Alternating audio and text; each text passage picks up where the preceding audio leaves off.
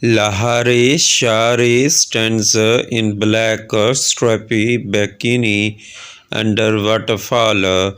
Lahari Shari stands under a tree trunk shower, black stripy bikini laced like midnight winds while water beats down sun-kissed skin.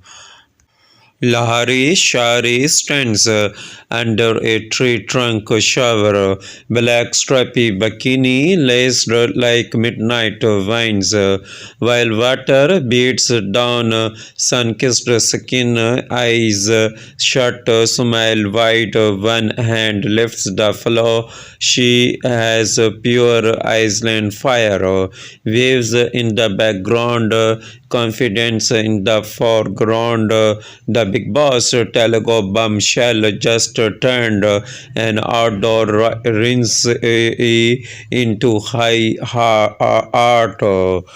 Lahari Sharif, born on June 5, 1995 in Hyderabad, Telangana, is a popular Indian actress and television presenter. She began her career as a television host on the Celebrations show in 2016 on Inadu television. Over time, Lahari Shari gained more attention through her work with Maha News and other television channels, hosting various talk shows and celebrity programs.